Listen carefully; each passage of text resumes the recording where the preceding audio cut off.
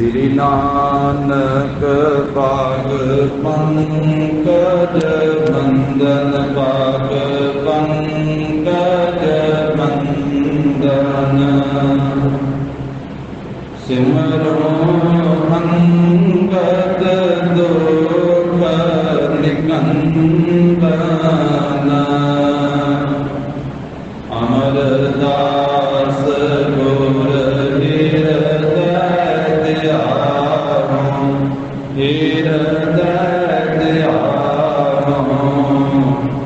श्री गुरु रामदास गुण गावो श्री अर्जन विघ्नन के नाशक विघ्नन के नाशक हर गोविंद सुख मत प्रकाशक श्री हर राय नमोकार जोरी नमोकार जोरी श्री हर कृष्ण मनाए बहोरी एक बहादुर परम कृपाला गुर परम कृपाला श्री गुरु गोविंद सिंह विशाला धर्मों धरा पर कौन कौन सीसा जी कौन कौन सीसा बंदो बार बार जगदीशा जिसमें अमृत ज्ञान है मानिक भगत वैराग श्री गुरु ग्रंथ साहिब उदद बंदों कर अनुराग एक अंकारा सतगुरु ते प्रसाद सच होए वाहिगुरु जी की फतेह विघ्न विनाशन सोए वाहिगुरु जी की फतेह विघ्न विनाशन सोए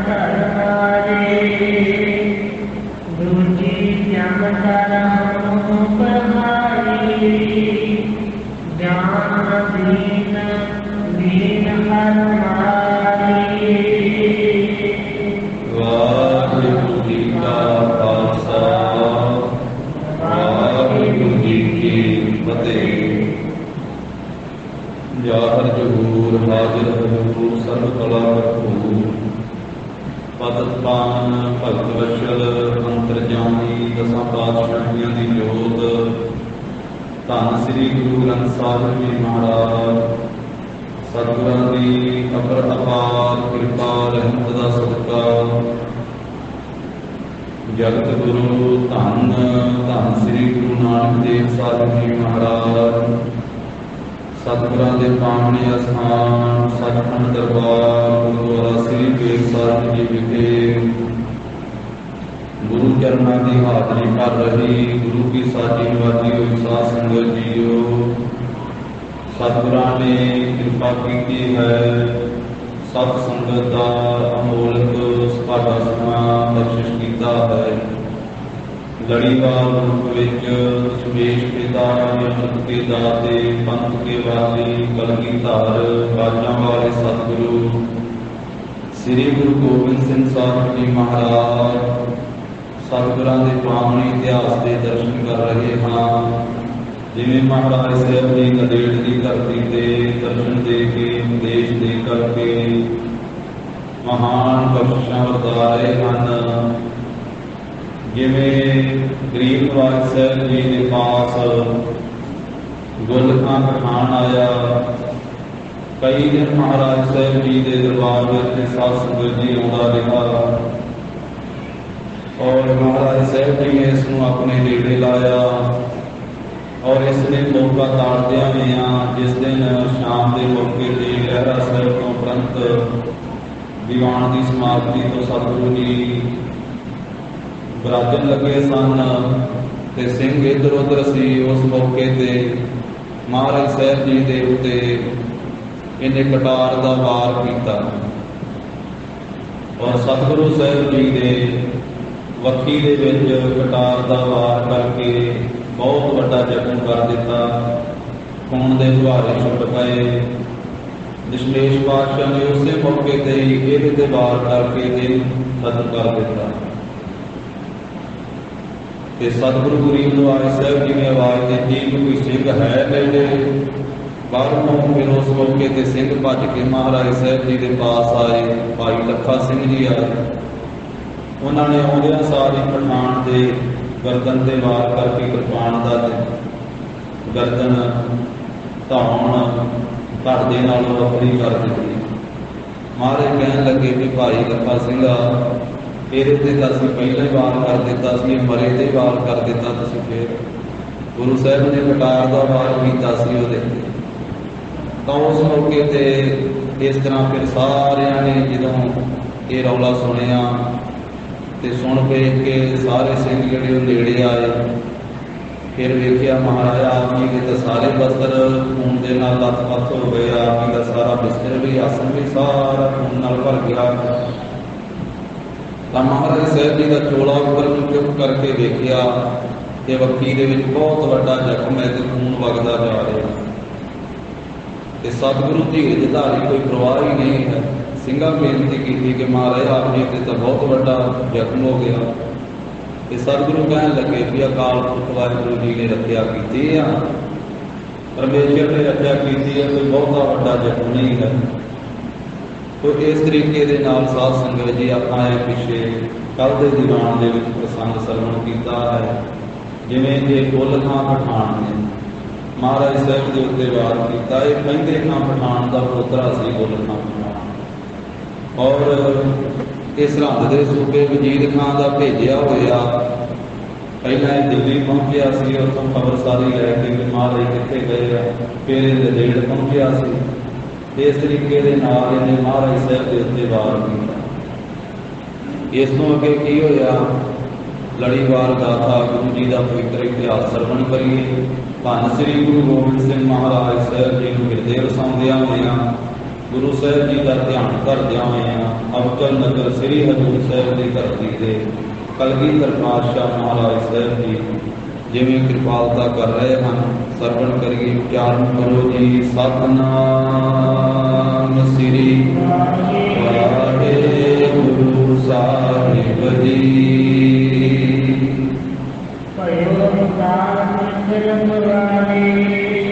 ਦਸ਼ਮੇਸ਼ ਪਾਤਸ਼ਾਹ ਖਾਲਸੇ ਨੂੰ ਕਹਿ ਰਹੇ ਆ ਕਿ ਸਿੰਘੋ, ਅਕਾਲ ਪੁਰਖ ਵਾਹਿਗੁਰੂ ਰਖਵਾਰੇ ਹੋਏ। ਅਕਾਲ ਪੁਰਖ ਨੇ ਰਾਖੀ ਕੀਤੀ ਹੈ ਸਾਡੀ। ਮਹਾਰਾਜ ਹਰ ਮੌਕੇ ਤੇ ਸਾਧ ਸੰਗਤ ਜੀ ਪਰਮੇਸ਼ਰ ਦਾ ਸਿਮਰਨ ਭਜਨ ਕਰਦੇ, ਗੁਰਸਿੱਖਾਂ ਨੂੰ ਨਾਮ ਜਪਣ ਦਾ ਉਪਦੇਸ਼ ਦਿੰਦੇ। ਹਰ ਮੌਕੇ ਤੇ ਮਹਾਰਾਜ ਸਾਹਿਬ ਜੀ ਕਹਿੰਦੇ ਕਿ ਭਾਈ ਪਰਮੇਸ਼ਰ ਦਾ ਉਦਾਸਰਾ ਲਓ। ਕਿਸੇ ਵੀ ਗੁਰੂ ਸਾਹਿਬ ਜੀ ਦਾ ਕੋਈ ਵੀ ਇਤਿਹਾਸ ਸਾਧ ਸੰਗਤ ਜੀ ਪੜ੍ਹ ਕੇ ਵੇਖ ਲਈਏ ਦਸਾਂ ਪਾਤਸ਼ਾਹੀਆਂ ਦਾ, ਤਾਂ ਗਰੀਬ ਨਿਵਾਜ ਸਾਹਿਬ ਜੀ ਇਹੀ ਕਹਿੰਦੇ ਹਨ ਕਿ ਵਾਹਿਗੁਰੂ ਪਰਮੇਸ਼ਰ ਦਾ ਭਾਈ ਸਿਮਰਨ ਭਜਨ ਕਰੋ ਕਿ ਉਹ ਵਾਹਿਗੁਰੂ ਹੀ ਰਾਖਾ ਹੈ। ਫੇਰ ਘਰ ਬੈ ਸਭ ਹਾਜ਼ਰ ਪਿਆਰੇ, ਸਤਿਗੁਰ ਤੁਮਰੇ ਕਾਜ ਸਵਾਰੇ। ਦੁਸ਼ਟ ਦੂਤ ਪਰਮੇਸ਼ਰ ਮਾਰੇ, ਜਨ ਕੀ ਪੈਦ ਰੱਖੀ ਕਰਤਾਰੇ। ਬਾਦਸ਼ਾਹ ਸਾਧ ਸਭ ਰਸ ਕਰ ਦੀਨੇ, ਅੰਮ੍ਰਿਤ ਨਾਮ ਮਹਾਰਸ ਪੀਨੇ। ਤੋ ਮਹਾਰਾਜ ਸਾਹਿਬ ਜੀ ਐਸਾ ਉਪਦੇਸ਼ ਦਿੰਦੇ ਨੇ। ਇੱਥੇ ਵੀ ਗਰੀਬ ਨਿਵਾਜ ਸਾਹਿਬ ਜੀ ਨੇ ਸਿੰਘਾਂ ਨੂੰ ਆਖਿਆ ਕਿ ਸਿੰਘੋ, ਅਕਾਲ ਪੁਰਖ ਵਾਹਿਗੁਰੂ ਰਖਵਾਰੇ ਹੋਏ, ਰਾਖੀ ਕੀਤੀ ਉਹਨਾਂ ਨੇ। ਇਹ ਦੁਸ਼ਟ ਨੇ ਕਟਾਰ ਦਾ ਵਾਰ ਕੀਤਾ ਸੀ ਸਾਡੇ ਨਵੇਂ ਵਿਆਹ ਦੇ ਉੱਤੇ।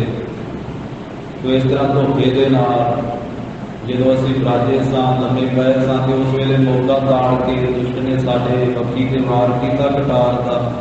ਪਰ ਬਹੁਤਾ ਜ਼ਿਆਦਾ ਜ਼ਖਮ ਨਹੀਂ ਹੋਇਆ, ਜ਼ਖਮ ਥੋੜਾ ਹੀ ਹੈ। ਜ਼ਖਮ ਤਾਂ ਬਹੁਤ ਜ਼ਿਆਦਾ ਸੀ ਸਾਧ ਸੰਗਤ ਜੀ, ਪਰ ਮਹਾਰਾਜ ਧੀਰਜ ਧਾਰੀ ਹੈ, ਵੱਡੇ ਜਿਗਰੇ ਵਾਲੇ, ਇਸ ਕਰਕੇ ਸਿੰਘਾਂ ਨੂੰ ਕਹਿ ਰਹੇ ਆ ਵੀ ਸਿੰਘੋ ਵੱਡਾ ਜ਼ਖਮ ਨਹੀਂ ਹੈ, ਜ਼ਖਮ ਥੋੜਾ ਹੀ ਹੈ। ਤੇ ਦੂਜੀ ਫਿਰ ਕਟਾਰ ਅਸੀਂ ਉਸ ਦੇ ਉੱਤੇ ਚਲਾ ਦਿੱਤੀ, ਦੁਸ਼ਟ ਦੇ ਉੱਤੇ, ਤੇ ਵੈਰੀ ਨੂੰ ਜਾਣ ਨਹੀਂ ਦਿੱਤਾ ਅਸੀਂ, ਉਹਨੂੰ ਇੱਥੇ ਹੀ ਢੇਰੀ ਕਰ ਦਿੱਤਾ ਹੈ। ਇਸ ਤਰ੍ਹਾਂ ਸਤਿਗੁਰੂ ਜੀ ਨੇ ਬਚਨ ਕੀਤਾ, ਮਹਾਰਾਜ ਦਾ ਬਚਨ ਸੁਣ ਕੇ ਸਿੰਘ ਛੇਤੀ ਦੇ ਨਾਲ ਚੱਲ ਲੈ ਕਰਕੇ ਆਏ।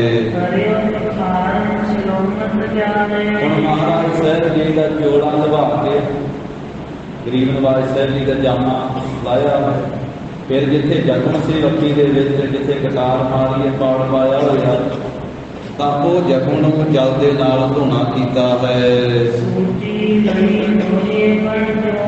ਤੇ ਫਿਰ ਸੂਈ ਲਈ ਹੈ, ਜਿਹੜੀ ਚੰਗੇ ਲੋਹੇ ਦੀ ਸੂਈ ਹੈ ਉਹ ਲਈ ਹੈ, ਤੇ ਉਹ ਸੂਈ ਦੇ ਵਿੱਚ ਰੇਸ਼ਮ ਦਾ ਧਾਗਾ ਪਾਇਆ ਹੈ, ਤੇ ਉਹ ਪਾ ਕਰਕੇ ਉਸ ਦੇ ਨਾਲ ਫਿਰ ਪਰੋਣਾ ਕੀਤਾ, ਜ਼ਖਮ ਨੂੰ ਸੀਨਾ ਕੀਤਾ ਹੈ। ਤਾਂ ਕਹਿੰਦੇ ਕਿ ਉਹ ਰੇਸ਼ਮ ਦਾ ਧਾਗਾ ਜਿਹੜਾ ਹੈ ਨਾ, ਉਹ ਵੱਟ ਚਾੜ ਕੇ ਸੂਈ ਵਿੱਚ ਪਾ ਕੇ ਫਿਰ ਹੌਲੀ ਹੌਲੀ ਸੀਨਾ ਕੀਤਾ। ਦੇਖੋ ਉਸ ਮੌਕੇ ਦਾ ਇਸ ਤਰੀਕੇ ਦਾ ਸੀ। ਅੱਜ ਕੱਲ੍ਹ ਤੇ ਜ਼ਖਮ ਸੀਨਾ ਹੋਵੇ ਤਾਂ ਪਹਿਲਾਂ ਜਿਹੜੇ ਡਾਕਟਰ ਵਾ ਉਹ ਮਾਸ ਨੂੰ ਸੁੰਨ ਕਰ ਲੈਂਦੇ ਆ। ਇਹੋ ਜਿਹੀਆਂ ਦਵਾਈਆਂ ਆ ਗਈਆਂ, ਇਹੋ ਜਿਹੇ ਇੰਜੈਕਸ਼ਨ ਆ ਗਏ, ਟੀਕੇ ਆ ਗਏ, ਤੇ ਉਹ ਲਾ ਕਰਕੇ ਸਾਰਾ ਸਰੀਰ ਵੀ ਸੁੰਨ ਕਰ ਲਿਆ ਜਾਂਦਾ ਹੈ, ਸਰੀਰ ਨੂੰ ਬੇਹੋਸ਼ ਵੀ ਕਰ ਲਿਆ ਜਾਂਦਾ ਹੈ, ਜਾਂ ਉਹਨਾਂ ਥਾਂ ਜਿਹੜਾ ਵਾ ਉਹ ਸੁੰਨ ਕਰ ਲਿਆ ਜਾਂਦਾ। ਆਪਰੇਸ਼ਨ ਹੁੰਦੇ ਹੀ ਆ, ਤਾਂ ਜਿਸ ਵੇਲੇ ਉਹ ਆਪਰੇਸ਼ਨ ਕਰਦੇ ਆ ਤੇ ਉਹਨਾਂ ਥਾਂ ਵੀ ਸੁੰਨ ਕਰ ਲੈਂਦੇ ਆ, ਤੇ ਜਾਂ ਮਰੀਜ਼ ਨੂੰ ਬੇਹੋਸ਼ ਕਰਕੇ ਤੇ ਸਾਰਾ ਸਰੀਰ ਹੀ ਸੁੰਨ ਕਰ ਲੈਂਦੇ। ਫਿਰ ਚੀਰ ਪਾੜ ਕਰਦੇ ਕੋਈ ਦਰਦ ਨਹੀਂ ਹੁੰਦੀ। ਪਰ ਉਸ ਮੌਕੇ ਤੇ ਕੋਈ ਇਸ ਤਰ੍ਹਾਂ ਦਾ ਨਹੀਂ, ਦੇਸੀ ਦਵਾਈਆਂ ਤੇ ਹੁੰਦੀਆਂ ਸਨ, ਉਹ ਲਾਉਣੀਆਂ ਜ਼ਖਮ ਦੇ ਉੱਤੇ। ਪਰ ਉਹ ਸੂਈ ਲੈ ਕਰਕੇ ਰੇਸ਼ਮ ਦਾ ਜਿਹੜਾ ਧਾਗਾ ਉਹ ਵੱਟ ਕੇ ਸੂਈ ਵਿੱਚ ਪਾ ਕੇ, ਵਧੀਆ ਲੋਹੇ ਦੀ ਸੂਈ ਲੈ ਕੇ, ਤੇ ਸਨੇ ਸੀਵਨ ਕਰ ਸਾਰਾ ਹੌਲੀ ਹੌਲੀ ਸਾਰਾ ਜ਼ਖਮ ਜਿਹੜਾ ਉਹ ਸੀਨਾ ਕੀਤਾ ਹੈ। ਤਾਂ ਇਸ ਤਰ੍ਹਾਂ ਸੀ ਕਰਕੇ ਫਿਰ ਪੱਟੀ ਬੰਨੀ, ਕੀਨ ਦਿੱਡ ਭਾਰਾ, ਚੰਗੀ ਤਰ੍ਹਾਂ ਨਾ ਪੱਕੀ ਕਰਕੇ ਫਿਰ ਸੀ ਕਰਕੇ ਜ਼ਖਮ ਦਸ਼ਮੇਸ਼ ਪਾਤਸ਼ਾਹ ਦਾ ਵੱਖੀ ਦਾ ਉੱਤੇ ਚੰਗੀ ਤਰ੍ਹਾਂ ਕੱਸ ਕੇ ਪੱਟੀ ਬੰਨ੍ਹ ਦਿੱਤੀ ਹੈ ਕਿ ਖੂਨ ਵਗਣੋਂ ਹਟ ਜਾਵੇ।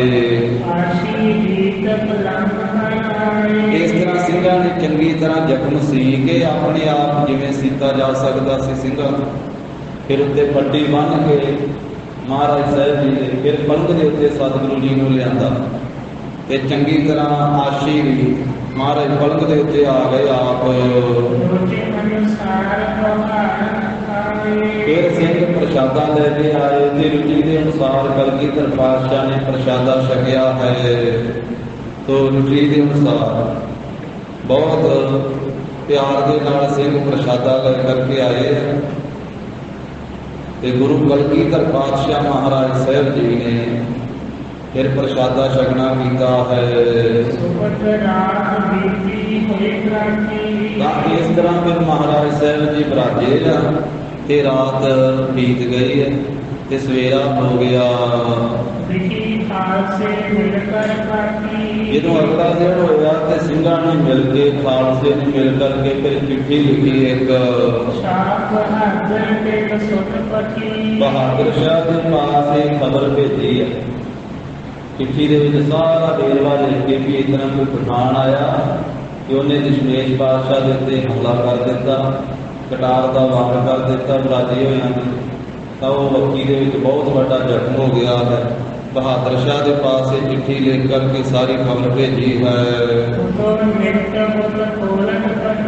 ਉਧਰ ਦੱਖਣ ਦੇ ਇਲਾਕੇ ਦੇ ਵਿੱਚ ਵੀ ਸੀ ਬਹਾਦਰ ਸ਼ਾਹ, ਨੇੜੇ ਹੀ ਸੀ ਕਿਸੇ ਥਾਂ ਤੇ। ਜਦੋਂ ਉਹਦੇ ਪਾਸ ਚਿੱਠੀ ਪਹੁੰਚ ਗਈ, ਉਹਨੇ ਖੋਲ ਕੇ ਪੜ੍ਹੀ ਹੈ ਸਾਰੀ।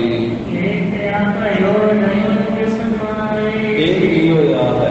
ਮਨ ਵਿੱਚ ਹੈਰਾਨ ਹੋਇਆ ਹੈ ਬਹਾਦਰ ਸ਼ਾਹ ਕਿ ਇਹ ਕੀ ਹੋਇਆ, ਇਹ ਕੀ ਭਾਣਾ ਵਾਪਰਿਆ। ਛੇਤੀ ਦੇ ਨਾਲ ਜਿਹੜੇ ਉਹ ਬਾਦਸ਼ਾਹੀ ਜਰਾਸੀਨ ਜਰਮਸੀਨ ਵਾਲੇ, ਸਾਰਾ ਇਲਾਜ ਕਰਨ ਵਾਲੇ, ਉਹਨਾਂ ਜਰਾਹਾਂ ਨੂੰ ਜਿਹੜੇ ਉਹਨਾਂ ਦਿਨਾਂ ਦੇ ਵਿੱਚ ਜਰਮ ਸੀਂਦੇ ਸੀ, ਇਲਾਜ ਕਰਦੇ ਸੀ, ਉਹਨਾਂ ਨੂੰ ਫਿਰ ਬੁਲਾਇਆ ਹੈ ਤੇ ਛੇਤੀ ਨਾਲ ਭੇਜਿਆ ਹੈ। ਉਹਨਾਂ ਨੂੰ ਤਾਕੀਦ ਕੀਤੀ ਹੈ। ਬਹਾਦਰ ਸ਼ਾਹ ਨੇ ਆਖਿਆ ਕਿ ਤੁਸੀਂ ਛੇਤੀ ਤੋਂ ਛੇਤੀ ਨੰਦੇੜ ਪਹੁੰਚ ਜਾਓ। ਸ੍ਰੀ ਗੁਰੂ ਗੋਬਿੰਦ ਸਿੰਘ ਮਹਾਰਾਜ ਸਾਹਿਬ ਜੀ ਦਾ ਜੋ ਜ਼ਖਮ ਹੈ ਉਹਨੂੰ ਜਾ ਕੇ ਸੀ ਉਹਦਾ ਇਲਾਜ ਕਰੋ, ਪੂਰਾ ਇਲਾਜ ਕਰਕੇ ਆਓ। ਤੇ ਬਲੀ ਘੋੜੇ ਦਿੱਤੇ ਉਹਨਾਂ ਦੋਹਾਂ ਜਰਾਹਾਂ ਨੂੰ, ਜਰਮ ਸੀਨ ਵਾਲਿਆਂ ਨੂੰ, ਤੇ ਤਾਕੀਦ ਕੀਤੀ ਕਿ ਛੇਤੀ ਪਹੁੰਚ ਜਾਓ, ਜਾ ਕਰਕੇ ਕਲਗੀਧਰ ਪਾਤਸ਼ਾਹ ਸ੍ਰੀ ਗੁਰੂ ਗੋਬਿੰਦ ਸਿੰਘ ਮਹਾਰਾਜ ਦੀ ਸੇਵਾ 'ਚ ਹਾਜ਼ਰ ਹੋ ਜਾਓ। ਤੇ ਭਲੀ ਪ੍ਰਕਾਰ ਚੰਗੀ ਤਰ੍ਹਾਂ ਦਵਾਈ ਬੂਟੀ ਕਰਕੇ ਜ਼ਖਮ ਨੂੰ ਸੀ ਕੇ ਤੇ ਦਸ਼ਮੇਸ਼ ਪਾਤਸ਼ਾਹ ਦਾ ਜੋ ਇਹ ਜ਼ਖਮ ਹੈ ਉਹ ਰਾਜੀ ਕਰਕੇ ਤੁਸੀਂ ਆਉਣਾ ਹੈ। ਘੋੜਿਆਂ ਨੂੰ ਭਜਾਉਂਦਿਆਂ ਹੋਇਆਂ ਉਹ ਦੋ ਜਰਾ ਬਹਾਦਰ ਸ਼ਾਹ ਦੇ ਭੇਜੇ ਹੋਏ ਨੰਦੇੜ ਦੀ ਧਰਤੀ ਤੇ ਚੱਲ ਕੇ ਆ ਗਏ। ਉਹਨਾਂ ਨੇ ਆ ਕੇ ਦਰਸ਼ਨ ਕੀਤੇ, ਦਸ਼ਮੇਸ਼ ਪਾਤਸ਼ਾਹ ਦੇ ਦਰਸ਼ਨ ਕਰਕੇ ਨਮਸਕਾਰ ਕੀਤੀ ਹੈ। ਦਸ਼ਮੇਸ਼ ਪਾਤਸ਼ਾਹ ਜੀ ਦੀ ਆਗਿਆ ਲੈ ਕਰਕੇ ਕਿ ਮਹਾਰਾਜ ਅਸੀਂ ਬਹਾਦਰ ਸ਼ਾਹ ਦੇ ਭੇਜੇ ਹੋਏ ਆਏ ਹਾਂ, ਆਪ ਜੀ ਦੇ ਜ਼ਖਮ ਦਾ ਇਲਾਜ ਕਰਨ ਵਾਸਤੇ, ਜ਼ਖਮ ਨੂੰ ਸਿਉਣ ਵਾਸਤੇ ਆਏ। ਫਿਰ ਉਹਨਾਂ ਨੇ ਪਹਿਲਾਂ ਖੋਲ੍ਹਿਆ ਜ਼ਖਮ ਨੂੰ, ਸਿੰਘਾਂ ਨੇ ਸੀਤਾ ਸੀ ਨਾ ਜ਼ਖਮ, ਤਾਂ ਉਹ ਫਿਰ ਉਹਨਾਂ ਨੇ ਸਭ ਖੋਲ੍ਹਿਆ ਜ਼ਖਮ ਨੂੰ, ਚੰਗੀ ਤਰ੍ਹਾਂ ਵੇਖਿਆ ਹੈ ਤੇ ਸ਼ੁਭ ਉਪਚਾਰ ਚੰਗੀ ਤਰ੍ਹਾਂ ਜਿਹੜਾ ਹੈ ਚੰਗਾ ਇਲਾਜ ਕੀਤਾ ਉਸ ਮੌਕੇ ਤੇ। ਉਸ ਤੋਂ ਬਾਅਦ ਇਹਨਾਂ ਜਰਾਹਾਂ ਨੂੰ ਜ਼ਖਮ ਸੀਨ ਵਾਲਿਆਂ ਨੂੰ ਭੇਜਣ ਤੋਂ ਬਾਅਦ ਬਹਾਦਰ ਸ਼ਾਹ ਨੇ ਇੱਕ ਪਰਵਾਨਾ ਦੇ ਕੇ ਭੇਜਿਆ ਤੇ ਉਹਨਾਂ ਖਾਨਾਂ ਦੇ ਉੱਤੇ, ਪਠਾਣਾ ਦੇ ਉੱਤੇ ਬਹੁਤ ਗੁੱਸੇ ਹੋਇਆ ਹੈ ਬਹਾਦਰ ਸ਼ਾਹ। ਤੇ ਪਰਵਾਨੇ 'ਚ ਲਿਖਿਆ ਕਿ ਹੇ ਕਲਗੀਧਰ ਪਾਤਸ਼ਾਹ ਜੀ ਆਪ ਦੀ ਆਗਿਆ ਦਿੰਦੇ ਹੋ, ਇਹ ਆਪ ਜੀ ਦੀ ਆਗਿਆ ਮੈਨੂੰ ਹੋਵੇ। ਇਹ ਜਿੰਨੇ ਪਠਾਨ ਮਾਰ ਇਹਨਾਂ ਸਾਰਿਆਂ ਪਠਾਨਾਂ ਦੇ ਮੈਂ ਹੱਥ ਕਟਾ ਦੇਣਾ। ਜਿਹੜੇ ਪਠਾਨ ਮੇਰੀ ਫੌਜ ਦੇ ਵਿੱਚ ਹੀ ਆ ਤੇ ਇਹਨਾਂ ਵਿੱਚ ਵੀ ਜੋ ਇੱਥੇ ਰਹਿੰਦੇ ਸੀ ਉਹਨਾਂ 'ਚੋਂ ਹੀ ਤੁਹਾਡੇ ਕੋਲ ਗਿਆ ਜਿਹਨੇ ਵਾਰ ਕੀਤਾ ਹੈ। ਇਸ ਕਰਕੇ ਜੇ ਤੁਹਾਡੀ ਆਗਿਆ ਹੋਵੇ ਤੇ ਇਹਨਾਂ ਪਠਾਨਾਂ ਦੇ ਮੈਂ ਹੱਥ ਕਟਵਾ ਦਿਆਂ, ਹੱਥ ਵਢਾ ਦਿਆਂ ਤੇ ਜਾਂ ਫਿਰ ਇਹਨਾਂ ਪਠਾਨਾਂ ਨੂੰ ਬੇੜੀ ਦੇ ਵਿੱਚ ਚੜਾ ਕਰਕੇ ਤੇ ਦਰਿਆ ਦੇ ਵਿੱਚ ਲਿਜਾ ਕੇ, ਨਦੀ ਦੇ ਵਿੱਚ ਲਿਜਾ ਕੇ, ਜਿੱਥੇ ਡੂੰਘਾ ਪਾਣੀ ਹੋਵੇ ਉੱਥੇ ਡੋਬ ਦੇਵਾਂ ਇਹਨਾਂ ਨੂੰ, ਡੋਬ ਕੇ ਮਾਰ ਦੇਵਾਂ ਇਹਨਾਂ ਪਠਾਨਾਂ ਨੂੰ।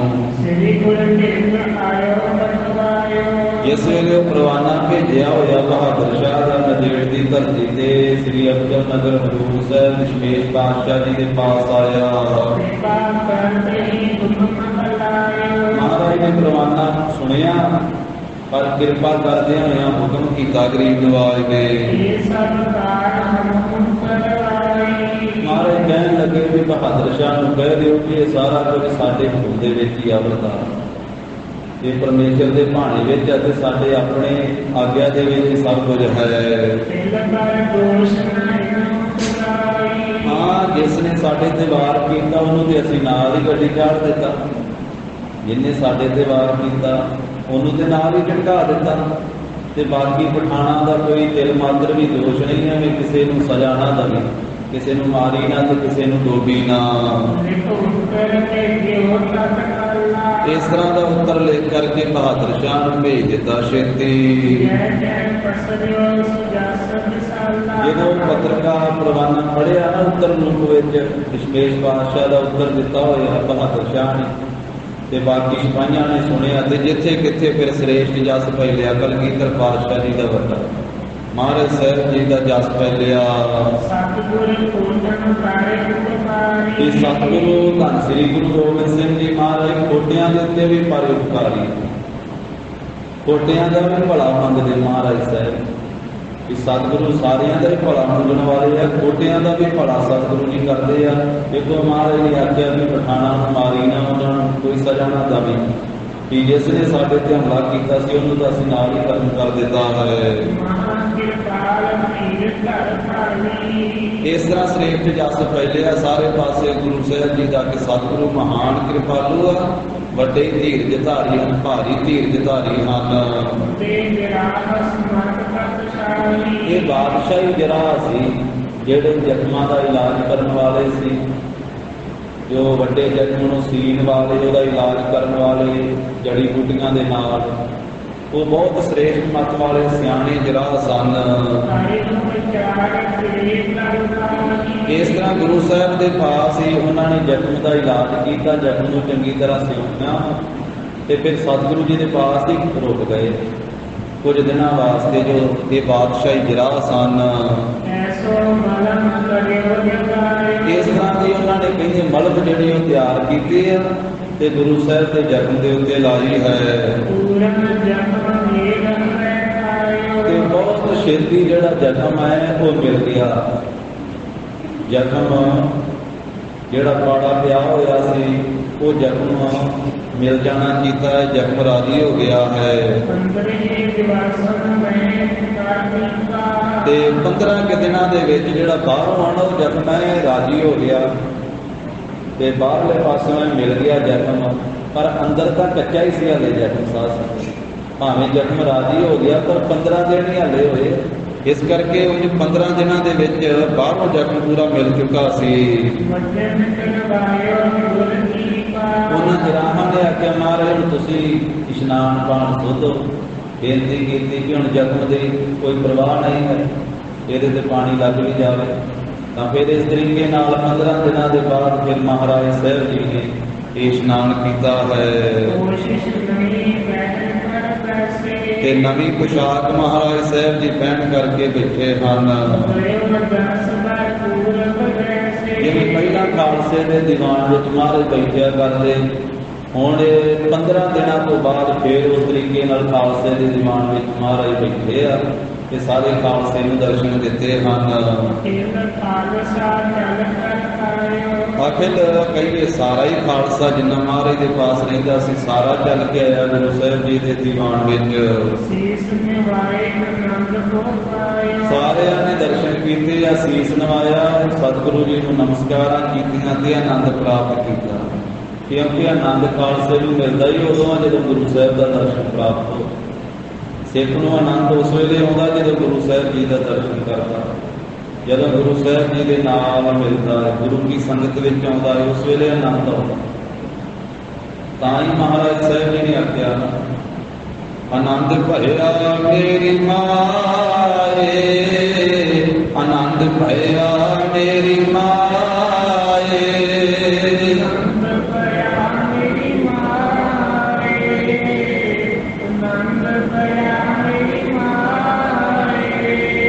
ਸਤਿਗੁਰੂ ਮੈਂ ਪਾਇਆ, ਸਤਿਗੁਰੂ ਮੈਂ ਪਾਇਆ, ਸਤਿਗੁਰੂ ਮੈਂ ਪਾਇਆ, ਸਤਿਗੁਰੂ ਮੈਂ ਪਾਇਆ। ਜਦੋਂ ਸਤਿਗੁਰੂ ਜੀ ਦਾ ਦਰਸ਼ਨ ਪ੍ਰਾਪਤ ਹੋ ਗਿਆ, ਆਨੰਦ ਉਸ ਵੇਲੇ ਆਉਂਦਾ, ਆਨੰਦ ਮਿਲਦਾ। ਸਤਿਗੁਰੂ ਆਨੰਦ ਦੇ ਦਾਤੇ, ਜਿਸ ਮਿਲਿਆ ਮਨ ਹੋਇਆ ਆਨੰਦ, ਸੋ ਸਤਿਗੁਰ ਕਹੀਐ ਮਨ ਕੀ ਦੁਬਦਾ ਬਿਨ ਸਜਾਏ, ਹਰ ਕਰਮ ਪਦ ਲਹੀਐ। ਤੋ ਐਸੇ ਗਰੀਬ ਨਵਾਜ ਸਾਹਿਬ ਜੀ ਦੇ ਦਰਸ਼ਨ ਜਦੋਂ ਖਾਲਸੇ ਨੇ ਕੀਤੇ, ਆਨੰਦ ਪ੍ਰਾਪਤ ਹੋ ਗਿਆ। ਤੇ ਹੋਰ ਵੀ ਬਹੁਤ ਸਾਰੇ ਲੋਕ ਜਿਨ੍ਹਾਂ ਨੇ ਇਹ ਗੱਲ ਸੁਣੀ ਹੈ ਕਿ ਕਲਗੀਧਰ ਪਾਤਸ਼ਾਹ ਜੀ ਦੇ ਉੱਤੇ ਹਮਲਾ ਕਰ ਦਿੱਤਾ ਇੱਕ ਪਠਾਨ ਨੇ, ਮਹਾਰਾਜ ਦੇ ਬਹੁਤ ਵੱਡਾ ਜ਼ਖਮ ਹੋਇਆ। ਤੋ ਇਸ ਤਰੀਕੇ ਨਾਲ ਬਹੁਤੇ ਲੋਕ ਸੁਣ ਕੇ ਇਹ ਖਬਰ ਜਿਹੜੀ ਹੈ ਚੰਗੀ ਤਰ੍ਹਾਂ ਮਹਾਰਾਜ ਸਾਹਿਬ ਜੀ ਦੇ ਪਾਸ ਪਹੁੰਚੇ ਹਨ। ਗਿਰਦ ਗਿਰਦ ਦੇ ਸਾਰੇ ਲੋਕ ਗੁਰੂ ਕੇ ਖਾਲਸੇ ਨੇ ਬਹੁਤ ਖੁੱਲ੍ਹਾ ਕੜਾ ਪ੍ਰਸ਼ਾਦ ਤਿਆਰ ਕੀਤਾ ਕਿ ਅੱਜ ਸਤਿਗੁਰੂ ਸਾਹਿਬ ਜੀ ਨੇ 15 ਦਿਨਾਂ ਤੋਂ ਬਾਅਦ ਖਾਲਸੇ ਦੇ ਦੀਵਾਨ ਦੇ ਵਿੱਚ ਸੱਜ ਕਰਕੇ ਤੇ ਖਾਲਸੇ ਨੂੰ ਦਰਸ਼ਨ ਦਿੱਤੇ। ਅੱਜ 15 ਦਿਨਾਂ ਬਾਅਦ ਮਹਾਰਾਜ ਸਾਹਿਬ ਜੀ ਆਏ ਹੈ ਦਰਬਾਰ ਦੇ ਅੰਦਰ, ਦਰਸ਼ਨ ਦਿੱਤੇ। ਤੋ ਇਸ ਖੁਸ਼ੀ ਦੇ ਵਿੱਚ ਬਹੁਤ ਖੁੱਲਾ ਕੜਾ ਪ੍ਰਸ਼ਾਦ ਤਿਆਰ ਕਰਕੇ ਅਰਦਾਸ ਬੇਨਤੀ ਕਰਕੇ ਵਰਤਾਇਆ ਗਿਆ ਕਿ ਮਹਾਰਾਜ ਸਾਹਿਬ ਜੀ ਦਾ ਜਖਮ ਰਾਜੀ ਹੋ ਗਿਆ।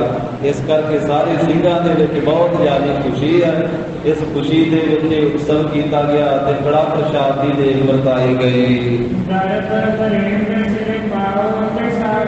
ਤੇ ਕਲਗੀਧਰ ਪਾਤਸ਼ਾਹ ਜੀ ਨੇ ਫਿਰ ਬਹੁਤਾ ਧਨ ਮੰਗਵਾਇਆ ਆਪਣੇ ਪਾਸ ਅਤੇ ਸਿਰੋਂ ਪਾਉ ਮੰਗਵਾਏ ਹਨ। ਵਿਸ਼ੇਸ਼ ਪਾਤਸ਼ਾਹ ਕਹਿਣ ਲੱਗੇ ਮਾਇਆ ਵੀ ਲੈ ਕੇ ਆਓ ਖੁੱਲੀ ਤੇ ਸਿਰੋਂ ਪਾਉ ਵੀ ਲੈ ਕੇ ਆਓ। ਇਹ ਹੁਕਮ ਕੀਤਾ ਤੇ ਸਿੰਘ ਲੈ ਕੇ ਆ ਗਏ। ਜਿਹੜੇ ਉਹ ਦੋ ਗਿਰਾਹ ਆਏ ਸੀ ਨਾ ਮਹਾਰਾਜ ਦਾ ਜਖਮ ਸੀ ਕੇ ਤੇ ਰਾਜੀ ਕਰਨ ਵਾਸਤੇ। ਹੁਣ ਇਹ 15 ਦਿਨਾਂ ਤੋਂ ਬਾਅਦ ਮਹਾਰਾਜ ਸਾਹਿਬ ਜੀ ਜਦੋਂ ਖਾਲਸੇ ਨੂੰ ਦਰਸ਼ਨ ਦਿੱਤੇ ਆ ਦਰਬਾਰ ਦੇ ਅੰਦਰ, ਤੇ ਫਿਰ ਉਹਨਾਂ ਦੋਵਾਂ ਜਰਾਹਾਂ ਨੂੰ ਆਪਣੇ ਪਾਸ ਬੁਲਾਇਆ ਤੇ ਉਹਨਾਂ ਨੂੰ ਖੁੱਲੀ ਮਾਇਆ ਵੀ ਦਿੱਤੀ ਆ ਤੇ ਦੋਨਾਂ ਨੂੰ ਸਿਰੋਂ ਪਾਉ ਵੀ ਦਿੱਤੇ ਹਨ। ਖੁੱਲੀ ਮਾਇਆ ਗੁਰੂ ਸਾਹਿਬ ਜੀ ਦੇ ਪਾਸੋਂ ਲੈ ਕੇ ਤੇ ਸਿਰੋਂ ਪਾਉ ਲੈ ਕੇ ਦੋਵੇਂ ਪਾਤਸ਼ਾਹੀ ਜਰਾਹ ਜਿਹੜੇ ਹਨ ਬਹੁਤ ਖੁਸ਼ ਹੋਏ ਤੇ ਬਹੁਤ ਸ੍ਰੇਸ਼ਟ ਜਸ ਗੁਰੂ ਸਾਹਿਬ ਜੀ ਦਾ ਉਚਾਰਨ ਲੱਗੇ। ਤਾਂ ਇਸ ਤਰ੍ਹਾਂ ਮਹਾਰਾਜ ਸਾਹਿਬ ਜੀ ਤੋਂ ਬਖਸ਼ਿਸ਼ਾਂ ਲੈ ਕਰਕੇ ਗੁਰੂ ਜੀ ਦਾ ਜਸ ਕਰਦਿਆਂ ਹੋਇਆਂ ਬਹਾਦਰ ਸ਼ਾਹ ਦੇ ਵੱਲ ਨੂੰ ਚੱਲ ਪਏ ਤੇ ਜਾ ਕੇ ਮਿਲੇ ਆ ਬਹਾਦਰ ਸ਼ਾਹ ਨੂੰ ਤੇ ਸਾਰੀ ਖਬਰ ਸੁਣਾਈ ਹੈ ਕਿ ਮਹਾਰਾਜ ਸਾਹਿਬ ਜੀ ਦੀ ਕਿਰਪਾ ਹੋਈ ਹੈ ਤੇ ਗੁਰੂ ਸਾਹਿਬ ਜੀ ਦਾ ਜਨਮ ਰਾਜੀ ਹੋ ਗਿਆ ਹੈ। ਤੇ ਸਾਡੇ ਤੇ ਕਲਗੀਧਰ ਪਾਤਸ਼ਾਹ ਜੀ ਨੇ ਬਹੁਤ ਖੁਸ਼ੀ ਕੀਤੀ ਹੈ, ਸਾਨੂੰ ਖੁੱਲਾ ਧਨ ਵੀ ਦਿੱਤਾ ਹੈ ਤੇ ਸਾਨੂੰ ਦੋਨਾਂ ਨੂੰ ਮਹਾਰਾਜ ਨੇ ਆਪਣੇ ਦਰਬਾਰ ਦੇ ਵਿੱਚ ਮਾਣ ਸਨਮਾਨ ਦਿੰਦਿਆਂ ਹੋਇਆਂ ਸਿਰੋਂ ਪਾਉ ਵੀ ਦਿੱਤੇ ਹਨ। ਉਹ ਫਿਰ ਜਰਾ ਉੱਥੋਂ ਦੱਖਣ ਦੇ ਵਿੱਚੋਂ ਬਹਾਦਰ ਸ਼ਾਹ ਨੂੰ ਮਿਲ ਕਰਕੇ ਫਿਰ ਦਿੱਲੀ ਵੱਲ ਨੂੰ ਚਲੇ ਆਏ। ਇੱਥੇ ਦਿੱਲੀ ਸ਼ਹਿਰ ਵਿੱਚ ਵੀ ਕਲਗੀਧਰ ਪਾਤਸ਼ਾਹ ਜੀ ਦਾ ਸ੍ਰੇਸ਼ਟ ਜਸ ਉਹਨਾਂ ਨੇ ਕੀਤਾ ਕਿ ਸਤਿਗੁਰੂ ਬਹੁਤ ਵੱਡੇ ਦਾਤੇ ਆ। ਮਹਾਰਾਜ ਨੇ ਸਾਨੂੰ ਬਹੁਤ ਧਨ ਦਿੱਤਾ ਹੈ, ਸਾਡੇ ਤੇ ਬਹੁਤ ਬਖਸ਼ਿਸ਼ਾਂ ਕੀਤੀਆਂ। ਇਸ ਤਰ੍ਹਾਂ ਸਾਧ ਸੰਗਤ ਜੀ ਸਤਿਗੁਰੂ ਜੀ ਸਾਵਧਾਨ ਹੋ ਗਏ ਹਨ, ਤਿਆਰ ਬਰ ਤਿਆਰ। ਹੁਣ 16ਵਾਂ ਦਿਨ ਚੜਿਆ, ਜਿਸ ਦਿਨ ਮਹਾਰਾਜ ਸਾਹਿਬ ਦੇ ਗੁਲਖਾਂ ਨੇ ਵਾਰ ਕੀਤਾ ਸੀ, ਜਨਮ ਹੋਇਆ ਸੀ ਨਾ, ਉਹਦੇ ਤੋਂ 15ਵੇਂ ਦਿਨ ਉਹ ਰਾਜੀ ਹੋ ਗਿਆ ਤੇ ਜਦੋਂ ਅਗਲਾ 16ਵਾਂ ਦਿਨ ਚੜਿਆ ਹੈ ਫਿਰ ਕਿ ਅੰਮ੍ਰਿਤ ਵੇਲੇ ਦੇ ਦੀਵਾਨ ਵਿੱਚ ਸਤਿਗੁਰੂ ਜੀ ਗਰੀਬ ਨਵਾਜ ਸਜੇ ਹੋਏ ਹਨ, ਖਾਲਸੇ ਨੂੰ ਦਰਸ਼ਨ ਦੇ ਰਹੇ ਹਨ। ਜਿਵੇਂ ਕਹਿੰਦੇ ਕਿ ਜੱਸ਼ਾਂ ਦੀ ਫੌਜ ਦੇ ਵਿੱਚ ਧਨ ਦਾ ਦੇਵਤਾ ਕੁਬੇਰ ਸੋਭਦਾ ਹੈ ਨਾ, ਇਸ ਤਰ੍ਹਾਂ 16ਵੇਂ ਦਿਨ ਅੰਮ੍ਰਿਤ ਵੇਲੇ ਦੇ ਦੀਵਾਨ ਵਿੱਚ ਖਾਲਸੇ ਵਿੱਚ ਸੋਭਾ ਪਾ ਰਹੇ ਆ ਧੰਨ ਸ੍ਰੀ ਗੁਰੂ ਗੋਬਿੰਦ ਸਿੰਘ ਜੀ ਮਹਾਰਾਜ। ਤਾਂ ਕਿਸੇ ਕਾਰੀਗਰ ਨੇ 2 ਕਮਾਨ ਲੈ ਕੇ ਆਂਦੇ, ਤੀਰ ਕਮਾਨ 2 ਕਮਾਨ ਤੇ 9 ਟੰਕਾਂ ਦੇ ਆ ਵੱਡੇ ਜਿਹੜੇ ਇਹ ਧਨਕ ਹਨ। ਤੇ ਕਾਰੀਗਰ ਨੇ ਬਣਾ ਕਰਕੇ ਮਹਾਰਾਜ ਸਾਹਿਬ ਦੇ ਪਾਸ ਲਿਆਂਦੇ ਹਨ। ਉਹਨਾਂ 9 ਟੰਕਾਂ ਦੇ ਕਮਾਨਾਂ ਨੂੰ ਵੇਖ ਕਰਕੇ ਕਲਗੀਧਰ ਪਾਤਸ਼ਾਹ ਜੀ ਬਹੁਤ ਖੁਸ਼ ਹੋਏ, ਕਿਉਂਕਿ ਆਪ ਬਹੁਤ ਵੱਡੀ ਤੀਰਅੰਦਾਜ਼ੀ ਕਰਿਆ ਕਰਦੇ। ਮਹਾਰਾਜ ਸਾਹਿਬ ਜੀ ਧਨਕ ਦੀ ਵਿਦਿਆ ਬਹੁਤ ਜ਼ਿਆਦਾ ਜਾਣਦੇ। ਗੁਰੂ ਸਾਹਿਬ ਜੀ ਦਾ ਨਿਸ਼ਾਨਾ ਕਦੇ ਵੀ ਝੁਕਦਾ ਨਹੀਂ ਸੀ। ਐਸੇ ਗਰੀਬ ਨਵਾਜ ਸਤਿਗੁਰੂ। ਚਮਕੌਰ ਗੜ੍ਹੀ ਦੇ ਇਤਿਹਾਸ ਦੇ ਵਿੱਚ ਜ਼ਿਕਰ ਆਉਂਦਾ ਹੈ ਕਿ ਜਦੋਂ ਅੱਠਪੋਹ ਦੀ ਸ਼ਾਮ ਪਈ ਸੀ ਨਾ ਤੇ 32 ਸਿੰਘ ਸ਼ਹੀਦ ਹੋ ਚੁੱਕੇ ਸਨ। ਦੋਵੇਂ ਵੱਡੇ ਸਾਹਿਬਜ਼ਾਦੇ ਸ਼ਹੀਦ ਹੋ ਗਏ ਸੀ, ਸ਼ਾਮਾਂ ਪੈ ਗਈਆਂ ਸਨ। ਉਸ ਮੌਕੇ ਤੇ ਪਿਆਰੇ ਦਇਆ ਸਿੰਘ ਜੀ ਨੇ ਆਖਿਆ ਸੀ ਕਿ ਮਹਾਰਾਜ ਹੁਣ ਸਾਨੂੰ ਆਗਿਆ ਅਸੀਂ ਜਾ ਕੇ ਯੁੱਧ ਕਰੀਏ, ਸੂਰਜ ਛਿਪਣ ਵਾਲਾ ਹੈ। ਤੇ 4 ਸਫੇਰੀਆਂ ਫੌਜਾਂ ਜਿਹੜੀਆਂ ਉਹ ਚੜ੍ਹ ਕੇ ਗੜ੍ਹੀ ਤੇ ਹਮਲਾ ਕਰਨ ਲੱਗੀਆਂ। सतगुरु कहते प्यारे दया सिंह जी हुण असीं एक तीर चलाउने आ, सवेर दे भी महाराज चला रहे सन, कहते साडा तीर वेखिओ तुसीं नहीं बाहर जाना किसी ने हमला करने वास्ते। फिर महाराज ने तीर चलाया, सिंह इतिहास में लिखिया 10,000 फौज के विच कढ़िया सी, एक तीर के नाल 10,000 फौज ढेरी हुई सी। तो उस मौके पर जो 10,000, क्योंकि 20 लाख का घेरा सी, ऐसा इतिहास में आया 10 लाख जी आनंदपुर साहब को 8 महीनों तो घेरा पा के फौज बैठी सी, ते 10 लाख फौज दिल्ली होर चढ़ के आई सी, जिन्होंने महाराज ने जफरनामे च आख्या बेखबर आई। 10 लाख फौज की तो खबर आई सी, 8 महीनों तो घेरा पा के बैठी सी आनंदपुर साहब, ते 10 लाख वो आई सी जी बेखबर, 20 लाख फौज से। अठपो की शाम को महाराज साहब जी ने फिर एक तीर के नाल 10,000 सिपाही विन दिता। जफरनामे च महाराज साहब जी बेखबर फौज का जिक्र करते हैं, लिखते हैं सतगुरु कहते कि साढ़े 40 सिंह वो भी भुखण भाण गुरसना चिकारे पुनद चेहल नाल के 10 लाख बराइयत बरो बेखबर। और अंग्रेज को जो झाट पाई है जफरनामा भेज के महाराज कहते भी 10 लाख तू बेखबर ही भेज देती साढ़े उत्ते, पर साढ़े 40 भुखण भाणिया ने फिर भी तेरे फौज की उन्होंने मार मुकाया, ढेर ला दिया। तो इस तरीके के नाल एक एक तीर महाराज साहब जी 10-10 हज़ार थानी भी लगा देंगे सी मौज के नाल, ते कई बार अपनी मौज के नाल 10-10 थानी लगाते सन।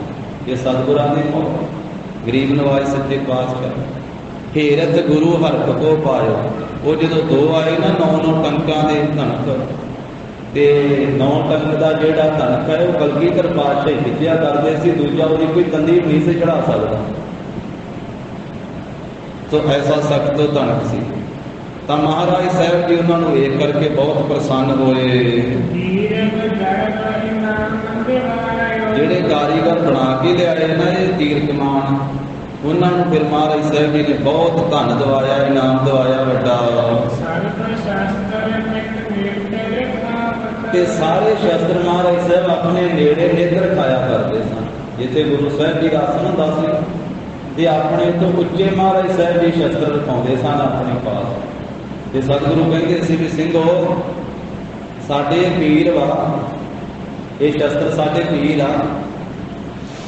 महाराज साहब जी ने अपनी रचना तो फरमाया, देखो परमेश्वर के बहुते नाम सतगुरु जी ने वीर रसी ते शस्त्रधारी ही कथन किए।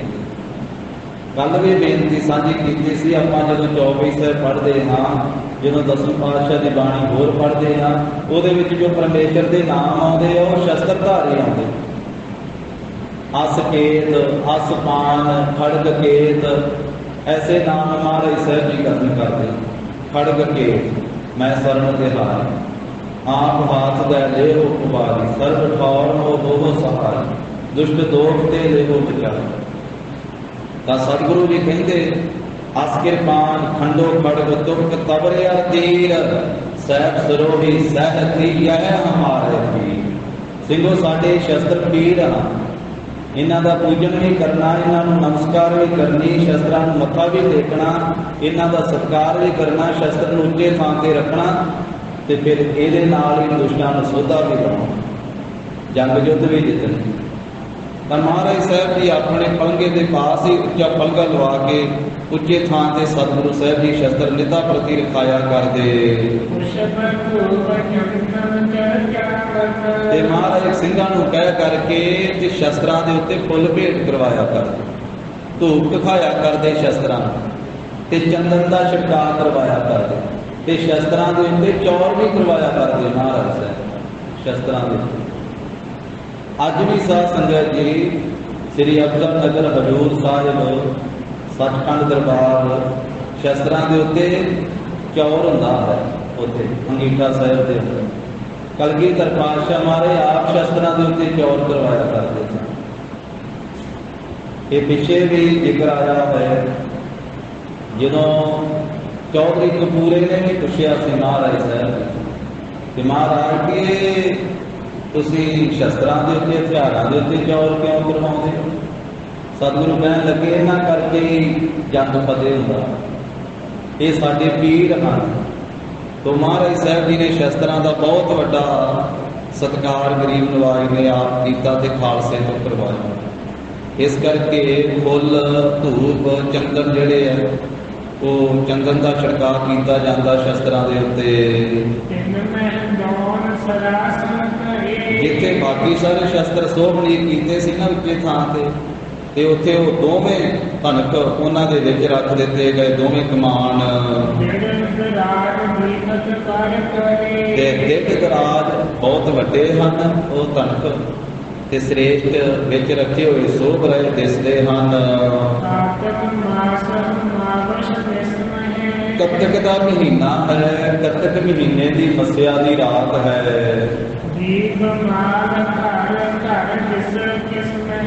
ते दीपमालिका का दिन आ गया, दिवाली का दिवाली की रात है।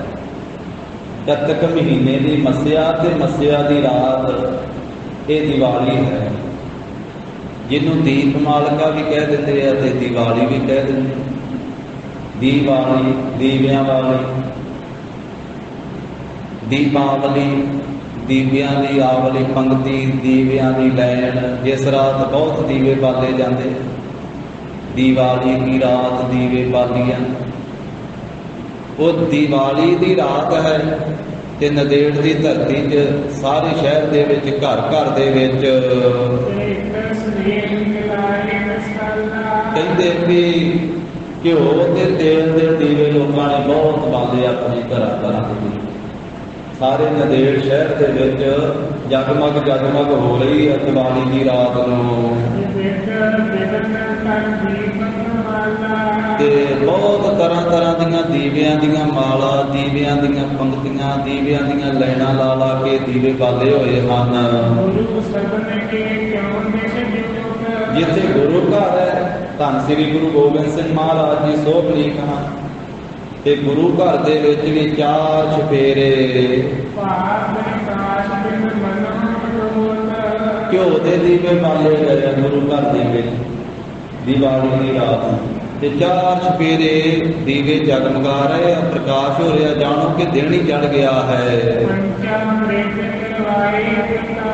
कड़ा प्रसाद की देग तैयार की है, अरदास बेनती हुई ते खालसे विच वरताई गई है। इस तरह दिवाली की रात में भी बहुत बड़ा उत्सव खालसे ने रचिया है। कलगीधर पातशाह जी की हाजरी हजूरी दे विच ते खालसा बहुत आनंद दे विच है। वो दिवाली वाली रात तो दिन बीत गया ते अगला दिन आ गया, एकम का दिन आ गया है। फिर कहते कि अगे दूज का दिन आ गया, सुधी दूज का। मस्या तो अगले दिन एकम, फिर उदों अगले दिन फिर दूज, सुधी दूज का दिन आ गया। जिस वेले दिन चढ़िया गया है, मस्या तो 2 दिन बाद की गल है, दूसरे दिन मस्या तो अगले दिन एकम है, तो उस तो अगले दिन जो दूज सुधी है, तो उस मौके ते महाराज साहब जी ने एक सोहना तंबू लगवाया खालसे नूं कह करके। झोबा लाइया गई, तंबू नूं उच्चा चुकण वास्ते थले जो वांस लाए जाते, जोबा लाइया जांदियां, वो जोबा लाइया उच्चा सोहनीक तंबू होया दशमेश पातशाह जी का। उस तंबू के 4 चफेरे कनातां तनवा दित्तियां गईयां। तंबू के हेठां रंगा रंगा की धरती के उत्ते फर्श विछा दी गई। फर्श कहते हैं दरियां विछा देनियां, जिवें आ गलीचे विछे हुए आ महाराज साहब के सामने, इस तरह गलीचे विछा दिते गए। उस सोहने तंबू के विच जिथे सोहनी विछाई की हुई है सिंघां ने, कलगीधर पातशाह तंबू विच जाके प्रवेश कर गए। ते महाराज साहब जी ने पहरेदारां नूं आख्या भी तुसीं ये कनातां तो बार बार दूर दूर पहरा देना, बाहर रहना है। हुक्म कर दिता कि असीं एक पहर तक तंबू के अंदर रहना है ਤੁਸੀਂ ਬਾਹਰ ਦੂਰ ਪਹਿਰਾ ਦੇਣਾ, ਅੰਦਰ ਨਹੀਂ ਕਿਸੇ ਨੂੰ ਆਉਣ ਦੇਣਾ ਤੇ ਨਾ ਆਪ ਆਉਣਾ ਹੈ। ਸਿੰਘੋ ਬਾਹਰ ਪਹਿਰਾ ਦੇਣਾ, ਕੋਈ ਵੀ ਸਾਡੀ ਆਗਿਆ ਤੋਂ ਬਿਨਾਂ ਤੰਬੂ ਦੇ ਵਿੱਚ ਪ੍ਰਵੇਸ਼ ਨਾ ਕਰੇ। ਇਸ ਤਰ੍ਹਾਂ ਉਸ ਤੰਬੂ ਦੇ ਚਾਰ ਚੁਫੇਰੇ ਪੂਰੀ ਪਹਿਰੇਦਾਰੀ ਕਰਵਾ ਦਿੱਤੀ ਹੈ, ਤਕੜਾਈ ਕਰਵਾ ਦਿੱਤੀ ਹੈ। ਮਾਲਕ ਸ੍ਰੀ ਗੁਰੂ ਗੋਬਿੰਦ ਸਿੰਘ ਸੱਚੇ ਪਾਤਸ਼ਾਹ ਤੰਬੂ ਦੇ ਵਿੱਚ ਸਥਿਤ ਹੋ ਗਏ।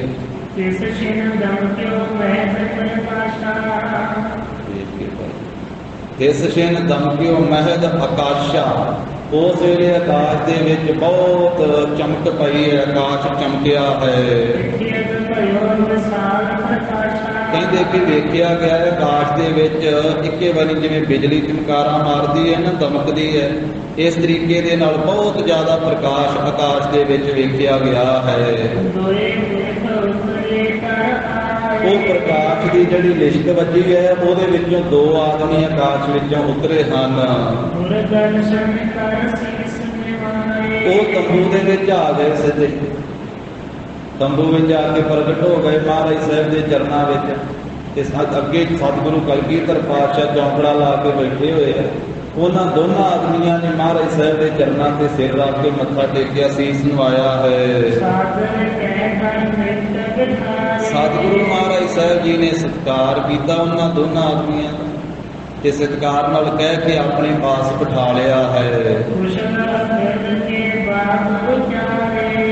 ਕੁਸ਼ਲ ਅਖਿਲ ਕੇ ਬਾਤ ਉਚਾਰੇ, ਸਾਰੀ ਰਾਜੀ ਖੁਸ਼ੀ ਦੇ ਭਜਨ ਵਿਲਾਸ ਉਹਨਾਂ ਦੇ ਨਾਲ ਕੀਤੇ। ਉਹਨਾਂ ਨੇ ਫਿਰ ਇੱਕ ਪੱਤਰਿਕਾ ਕੱਢ ਕੇ ਮਹਾਰਾਜ ਸਾਹਿਬ ਕਲਗੀਧਰ ਪਾਤਸ਼ਾਹ ਜੀ ਨੂੰ ਦਿੱਤੀ ਹੈ। ਉਲਾਸ ਦੇ ਨਾਲ, ਖੁਸ਼ੀ ਦੇ ਨਾਲ ਉਹਨਾਂ ਦੀ ਦਿੱਤੀ ਹੋਈ ਪੱਤਰਿਕਾ ਧੰਨ ਸ੍ਰੀ ਗੁਰੂ ਗੋਬਿੰਦ ਸਿੰਘ ਮਹਾਰਾਜ ਨੇ ਆਪਣੇ ਕਰ ਕਮਲਾਂ ਵਿੱਚ ਲੈ ਲਈ ਹੈ। ਉਸੇ ਵੇਲੇ ਖੋਲ ਕੇ ਭਲੀ ਪ੍ਰਕਾਰ ਉਸ ਚਿੱਠੀ ਨੂੰ ਮਹਾਰਾਜ ਨੇ ਵੇਖਿਆ ਹੈ। ਇਹ ਕਹਿੰਦੇ ਕਿ ਉਸ ਚਿੱਠੀ ਦੇ ਉੱਤੇ ਸੋਨੇ ਵਰਗੇ ਜਿਹੜੇ ਅੱਖਰ ਪਏ ਹੋਏ ਹਨ। ਉਹ ਅੱਖਰ ਸਾਰੇ ਪੜ੍ਹੇ ਆ ਮਹਾਰਾਜ ਨੇ ਤੇ ਸਾਰਾ ਬ੍ਰਿਤਾਂਤ ਸਮਝਿਆ ਹੈ। ਉਸ ਵੇਲੇ ਤਿਨਾਂ ਦੇ ਨਾਲ ਗੱਲਬਾਤ ਕੀਤੀ ਹੈ ਭਗਵੰਤ ਧੰਨ ਸ੍ਰੀ ਗੁਰੂ ਗੋਬਿੰਦ ਸਿੰਘ ਮਹਾਰਾਜ ਜੀ ਨੇ। ਉਹ ਦੋਵੇਂ ਜੋ ਪ੍ਰੇਮੀ ਆਏ ਸੀ ਉਹਨਾਂ ਨੇ ਬੇਨਤੀ ਕੀਤੀ ਕਿ ਪ੍ਰਭੂ ਜੀ ਹੁਣ ਆਪ ਜੀ ਸੱਚਖੰਡ ਨੂੰ ਚੱਲੋ। ਪ੍ਰਭੂ ਜੀ ਆਪ ਜੀ ਹੁਣ ਸੱਚਖੰਡ ਦਰਬਾਰ ਨੂੰ ਚੱਲੋ। ਜੋ ਇੱਥੇ ਮਹਾਰਾਜ ਤੁਸੀਂ ਮਾਤ ਲੋਕ ਦੇ ਜੋ ਕਾਰਜ ਕਰਨ ਵਾਸਤੇ ਆਏ ਸੀ, ਉਹ ਸਾਰੇ ਕਾਰਜ ਆਪ ਜੀ ਨੇ ਕਰ ਲਏ ਪੂਰੇ। ਤੇ ਹੁਣ ਆਪ ਜੀ ਕਿਰਪਾ ਕਰੋ ਤੇ ਸੱਚਖੰਡ ਦਰਬਾਰ ਵਿੱਚ ਪਹੁੰਚੋ ਜੀ। ਪਰ ਆਪ ਕਿਰਪਾ ਦੇ ਘਰ ਮਹਾਰਾਜ ਜੀ ਹੋਰ ਰਹਿਣਾ ਚਾਹੁੰਦੇ ਹੋ ਇੱਥੇ ਮਾਤ ਲੋਕ ਦੇ। ਮਹਾਰਾਜ ਇਸ ਧਰਤੀ ਦੇ ਤਲ ਤੇ ਰਹੋ, ਜੇ ਹੋਰ ਰਹਿਣਾ ਚਾਹੁੰਦੇ ਹੋ ਤੇ ਧਰਤੀ ਤਲ ਦੇ ਲੋਕਾਂ ਨੂੰ ਨਿਹਾਲ ਕਰੋ, ਆਪ ਹੋਰ ਬਖਸ਼ਿਸ਼ਾਂ ਵਰਤਾਓ।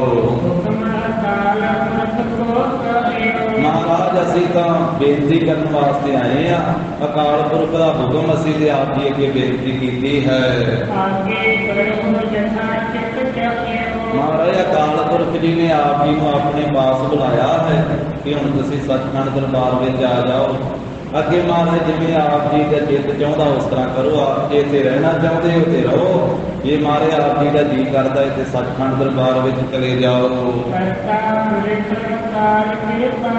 ਜੋ ਕਰਤਾ ਪੁਰਖ ਹੈ, ਸਾਰੀ ਸ੍ਰਿਸ਼ਟੀ ਨੂੰ ਪੈਦਾ ਕਰਨ ਵਾਲਾ ਵਿਆਪਕ ਅਕਾਲ ਕਿਰਪਾਲੂ ਪਰਮੇਸ਼ਰ, ਤਿਸ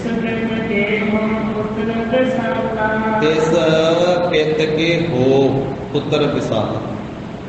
ਇਸ ਪਿਤਾ ਦੇ ਆਪ ਮਹਾਰਾਜ ਵੱਡੇ ਪੁੱਤਰ, ਉਹ ਅਕਾਲ ਪੁਰਖ ਵਾਹਿਗੁਰੂ ਪਿਤਾ ਹੈ ਤੇ ਤੁਸੀਂ ਮਹਾਰਾਜ ਉਸਦੇ ਪੁੱਤਰ ਹੋ। ਮਹਾਰਾਜ ਤੁਸੀਂ ਅਕਾਲ ਪੁਰਖ ਦੇ ਪੁੱਤਰ ਹੋ ਤੇ ਦੁਸ਼ਟਾਂ ਦੀਆਂ, ਤੁਰਕ ਜਿਹੜੇ ਦੁਸ਼ਟ ਸੀ ਨਾ ਉਹਨਾਂ ਦੀਆਂ ਜੜ੍ਹਾਂ ਪੁੱਟ ਦਿੱਤੀਆਂ ਆਪ ਜੀ ਨੇ। ਤੇ ਸੰਸਾਰ ਦੇ ਉੱਤੇ ਖਾਲਸਾ ਪੰਥ ਆਪ ਜੀ ਨੇ ਪੈਦਾ ਕਰ ਦਿੱਤਾ।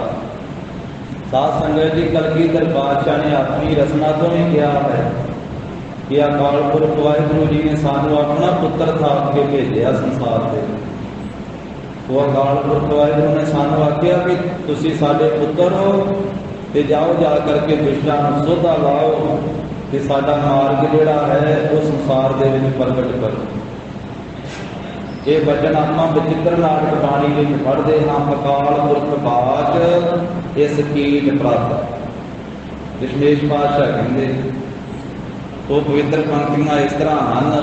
आपां सारे रसना पवित्र करिए। धन गुरु गोबिंद सिंह महाराज जी की बाणी विच हाथी भर के मैं अपना सुत तो है निवाजा, मैं अपना सुत तो है निवाजा, मैं अपना सुत तो है निवाजा, मैं अपना सुत तो है निवाजा।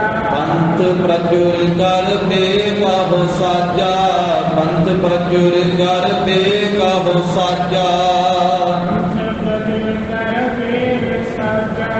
पंथ प्रचुर कर पे कहो साजा, पंथ प्रचुर कर पे कहो साजा, पंथ प्रचुर कर पे कहो साजा,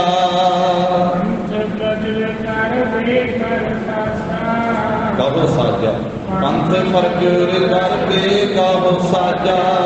जाए तहाँ तै धर्म चलाए, जाए तहाँ तै धर्म चलाए,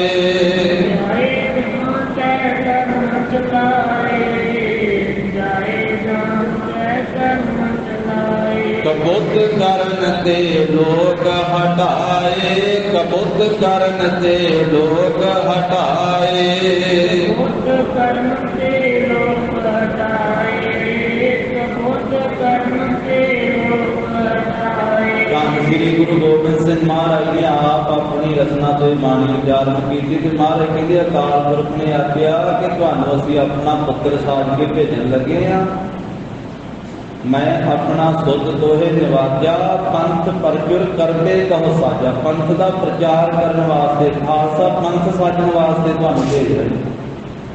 जाओ तुसीं मातलोक ते जाए कहाँ तै धर्म चलाए, धर्म चलाओ, कबुद्ध करन ते लोग हटाए। ते जिहड़े लोग खोटी बुद्धि विच फस के पुठे काम कर रहे उन्होंने जाके रोको ते सीधे मार्ग ते चलाओ, सिमरन भजन दे नाल जोड़ो।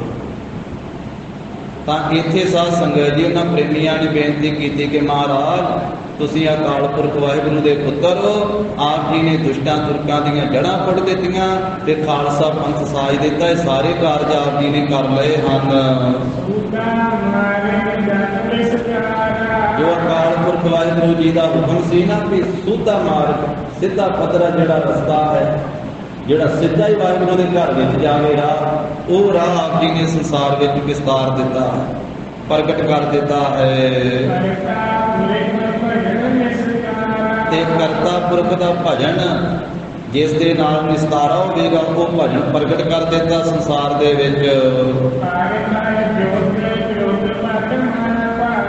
ਤੇ ਜਿਹੜੇ ਵੱਡੇ ਵੱਡੇ ਭਾਰੀ ਸੂਰਮੇ ਇਸੇ ਤਰ੍ਹਾਂ ਦੁਸ਼ਟ ਆਪਣੇ ਆਪ ਨੂੰ ਵੱਡੇ ਸੂਰਮੇ ਕਹਾਉਂਦੇ ਸੀ ਨਾ, ਵੀਰ ਰਸ ਵਿੱਚ ਆ ਕਰਕੇ ਯੁੱਧ ਕਰ ਕਰਕੇ ਉਹਨਾਂ ਦੁਸ਼ਟਾਂ ਦਾ ਨਾਸ਼ ਕੀਤਾ ਆਪ ਜੀ ਨੇ। ਜਿਹੜੇ ਭ੍ਰਿਸ਼ਟ ਲੋਕ ਸੀ, ਬਹੁਤ ਜ਼ਾਲਮ ਲੋਕ ਸੀ, ਉਹਨਾਂ ਨੂੰ ਚੁਣ ਚੁਣ ਕੇ ਆਪ ਜੀ ਨੇ ਮਾਰਿਆ ਹੈ। ਤਾਂ ਇਸ ਪ੍ਰਕਾਰ ਜਦੋਂ ਉਹਨਾਂ ਦੋਨਾਂ ਪ੍ਰੇਮੀਆਂ ਨੇ ਬੇਨਤੀ ਕੀਤੀ ਨਾ, ਅਸੀਂ ਤਾਂ ਮਾਰੇ ਅਕਾਲ ਪੁਰਖ ਵਾਹਿਗੁਰੂ ਜੀ ਦਾ ਇਹ ਸੱਦਾ ਆਪ ਜੀ ਦੇ ਪਾਸ ਲੈ ਕੇ ਆਏ ਹਾਂ। ਇਹ ਬੇਨਤੀ ਆਪ ਜੀ ਨੇ ਸਾਰੇ ਕਾਰਜ ਕਰ ਲਏ ਤੇ ਸੁਣ ਕਰਕੇ ਮਹਾਰਾਜ ਸਾਹਿਬ ਜੀ ਨੇ ਉਹਨਾਂ ਦੀ ਬੇਨਤੀ ਫਿਰ ਦਿਨਾਂ ਦੇ ਨਾਲ ਵਚਨ ਕੀਤਾ ਹੈ। ਸਤਿਗੁਰੂ ਕਹਿਣ ਲੱਗਿਆ ਸੀ ਤਾਂ ਤੁਹਾਡੇ ਆਉਣ ਤੋਂ ਪਹਿਲਾਂ ਹੀ ਤਿਆਰੀ ਕੀਤੀ ਹੋਈ, ਸਾਡੀ ਤਾਂ ਤਿਆਰੀ ਹੈ। ਸਾਧ ਸੰਗਤ ਜੀ, ਸਤਿਗੁਰੂ ਸਾਹਿਬ ਜੀ ਜਨਮ ਤੇ ਮਰਨ ਵਿੱਚ ਨਹੀਂ ਹਨ। ਇਹ ਮਹਾਰਾਜ ਸਾਹਿਬ ਦੇ ਚੋਜ ਆ, ਇਹ ਮਹਾਰਾਜ ਦੇ ਕੌਤਕ ਆ ਗਰੀਬ ਨਵਾਜ ਸਾਹਿਬ ਜੀ। ਜਨਮ ਮਰਨ ਦੇ ਵਿੱਚ ਤਾਂ ਗੁਰੂ ਕੇ ਸਿਰ ਵੀ ਹਟ ਜਾਂਦੇ ਆ ਪੈਣੋਂ। ਸਾਧ ਸੰਗਤ ਜਿਨ੍ਹਾਂ ਤੇ ਮਹਾਰਾਜ ਆਪਣੀ ਮਿਹਰ ਕਰ ਦਿੰਦੇ ਆ, ਉਹਨਾਂ ਦੇ ਸੰਬੰਧ ਵਿੱਚ ਲਿਖਿਆ ਵੀ ਗੁਰਮੁਖ ਸੱਦੇ ਜਾਣ ਆਵਣ ਘੱਲਿਆ। ਜਿਹੜੇ ਗੁਰੂ ਗੋਬਿੰਦ ਸਿੰਘ ਮਹਾਰਾਜ ਦੇ ਸਿੰਘ ਆ ਨਾ, ਉਹ ਵੀ ਮਹਾਰਾਜ ਦੇ ਹੁਕਮ ਦੇ ਵਿੱਚ ਸੱਦੇ ਜਾਂਦੇ ਆ, ਤੇ ਜਦੋਂ ਮਹਾਰਾਜ ਘੱਲਦੇ ਉਦੋਂ ਆਉਂਦੇ ਆ ਸੰਸਾਰ। ਗੁਰਮੁਖ ਸੱਦੇ ਜਾਣੇ ਆਮਨ ਘੱਲਿਆ, ਉਹਨਾਂ ਦੇ ਸੰਬੰਧ ਵਿੱਚ ਵਾ ਗੁਰਮੁਖਾਂ ਦੇ ਗੁਰਸਿੱਖਾਂ ਦੇ, ਕਿਉਂਕਿ ਵੱਖ-ਵੱਖ ਭਾਵ ਹੁੰਦਾ ਹੈ ਸ਼ਬਦਾਂ ਦਾ। ਕਈ ਵਾਰੀ ਐਸਾ ਹੁੰਦਾ ਹੈ ਕਿ ਗੁਰੂ ਸਾਹਿਬ ਦਾ ਗੁਰਪੁਰਬ ਹੁੰਦਾ ਹੈ ਤਾਂ ਉਸ ਮੌਕੇ ਤੇ ਐਸੇ ਸ਼ਬਦ ਪੜ੍ਹੇ ਜਾਂਦੇ, ਗੁਰਮੁਖ ਜਨਮ ਸਵਾਰ ਦਰ ਘਰ ਚੱਲਿਆ, ਪਰ ਉਹ ਗੁਰਸਿੱਖਾਂ ਦੇ ਉੱਤੇ ਸੋਭਦੇ ਆ ਐਸੇ ਸ਼ਬਦ। ਗੁਰੂ ਸਾਹਿਬ ਦੇ ਭਾਵ ਵਾਲੇ ਸ਼ਬਦ ਵੱਖਰੇ ਹਨ। ਜਿਵੇਂ ਆਮ ਕਰਕੇ ਜਦੋਂ ਮਹਾਰਾਜ ਦਾ ਪ੍ਰਕਾਸ਼ ਪੁਰਬ ਹੈ ਤਾਂ ਉਸ ਮੌਕੇ ਤੇ ਵੀ ਜਨਮ ਮਰਨ ਦੋਹੂ ਮੈਂ ਨਾਹੀ ਜਨ ਪਰ ਉਪਕਾਰੀ ਆਏ। ਇਹ ਜਨ ਪਰ ਉਪਕਾਰੀ ਆਏ ਜਨਾਂ ਵਾਸਤੇ ਆ, ਸੇਵਕਾਂ ਵਾਸਤੇ ਆ, ਸਿੱਖਾਂ ਵਾਸਤੇ ਆ। ਗੁਰੂ ਸਾਹਿਬ ਵਾਸਤੇ ਤਾਂ ਵੱਖਰੀ ਸੋਭਾ ਵਾਲੇ ਸ਼ਬਦ ਆ ਸਾਧ ਸੰਗਤ, ਕਿਉਂਕਿ ਸਿੱਖ ਦੀ ਅਵਸਥਾ ਵੱਖਰੀ ਆ, ਗੁਰੂ ਦੀ ਵੱਖਰੀ ਆ ਸਾਧ ਸੰਗਤ। ਸਤਿਗੁਰੂ ਸਾਹਿਬ ਤਾਂ ਜਿਹਦੇ ਤੇ ਮਿਹਰ ਭਰੀ ਦ੍ਰਿਸ਼ਟੀ ਪਾ ਦੇਣ ਉਹਦਾ ਜੰਮਣਾ ਮਰਨਾ ਕੱਟ ਦਿੰਦੇ ਆ, ਉਹਨੂੰ ਨਿਹਾਲ ਕਰ ਦਿੰਦੇ ਆ। ਗੁਰੂ ਸਾਹਿਬ ਜੀ ਦੀ ਸੋਭਾ ਵਾਲੇ ਤਾਂ ਐਸੇ ਸ਼ਬਦ ਆ ਵੀ ਸਤਿਗੁਰ ਮੇਰਾ ਸਦਾ ਸਦਾ, ਨਾ ਆਵੇ ਨਾ ਜਾਏ, ਉਹ ਅਬਿਨਾਸੀ ਪੁਰਖ ਹੈ ਸਭ ਮੈਂ ਰਹਿਆ ਸਮਾਂ। ਤੋ ਸਤਿਗੁਰੂ ਗਰੀਬ ਨਵਾਜ ਸੱਚੇ ਪਾਤਸ਼ਾਹ ਆਉਣਾ ਜਾਣਾ, ਇਹ ਜੰਮਣਾ ਮਰਨਾ ਮਹਾਰਾਜ ਸਾਹਿਬ ਦੇ ਸਰੂਪ ਵਿੱਚ ਹੈ ਨਹੀਂ।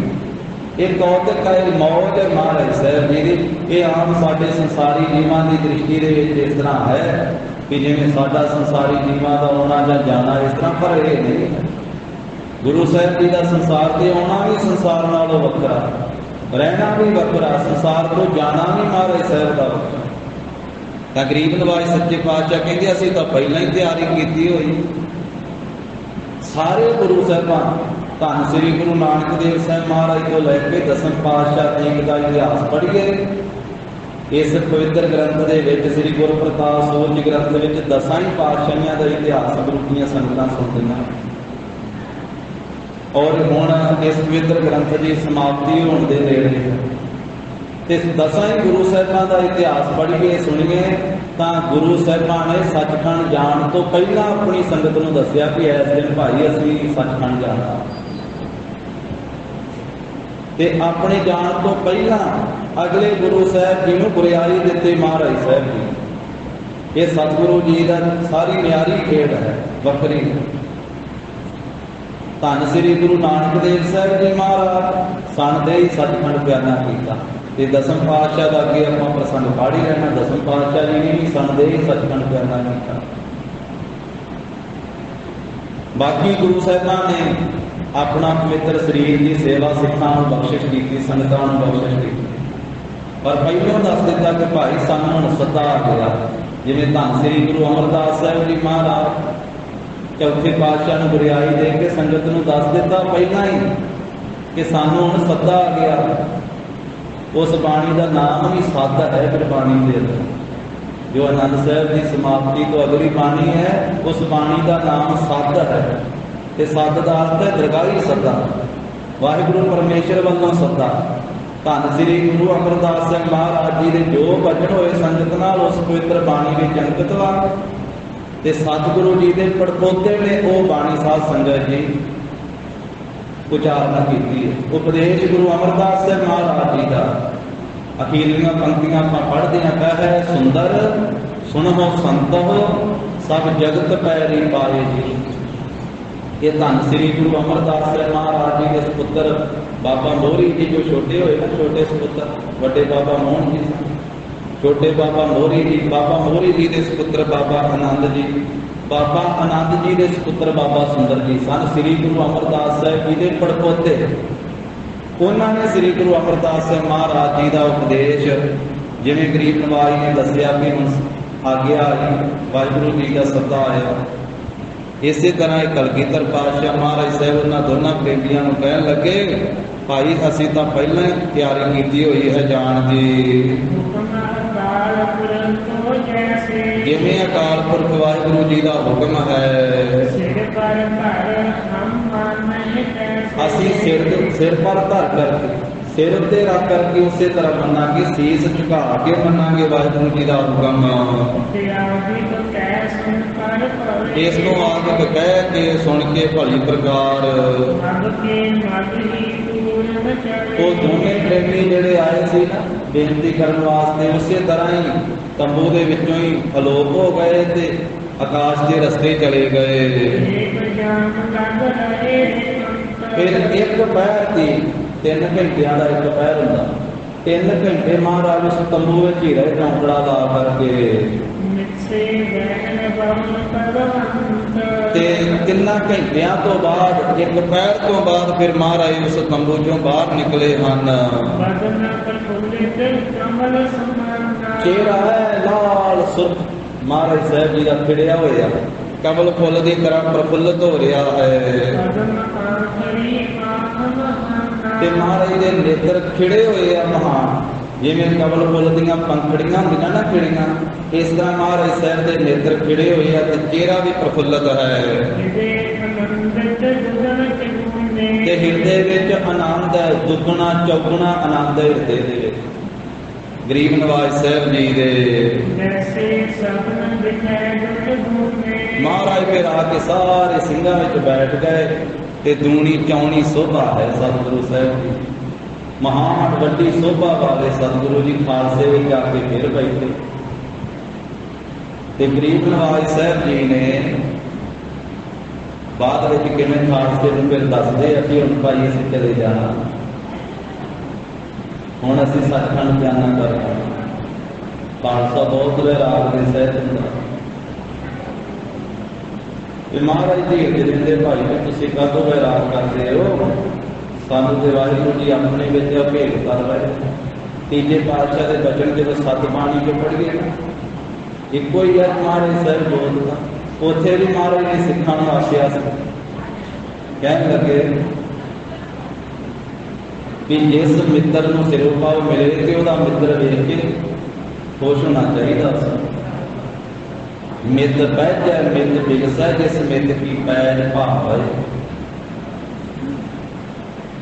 तुसीं विचार करके वेखो महाराज कहंदे गुरसिखो सानू तां वाहिगुरू जी बख्शिश का सिरों पाव दे के अपने नाल भेद कर रहे असीं सचखंड दरबार जा रहे वैसे कलगीधर पातशाह जिन्हां दे गुण बेअंत ही बेअंत हन एक जीव के नाल महाराज के केड़े गुण कहे जा सकते जेवा एक कौन गुण कहिए बेसमार बेअंत स्वामी तेरवंत ना कहती कही होइयां भुला चुका दी सतगुरु जी गुर संगत जी खिमा देनी देवो सज्जने असीस लड़ना ज्यों होवे साधु संगे वाहिगुरु वाहिगुरु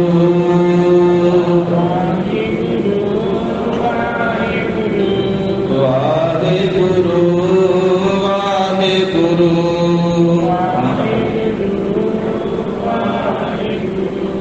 वाहिगुरु वाहिगुरु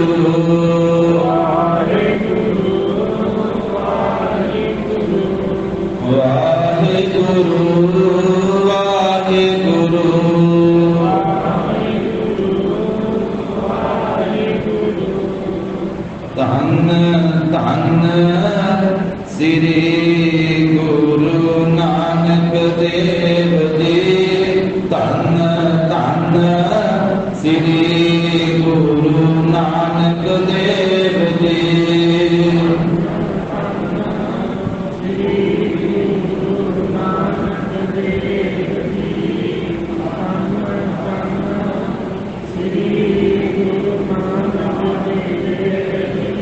धन धन श्री गुरु नानक देव जी धन धन श्री गुरु नानक देव जी धन श्री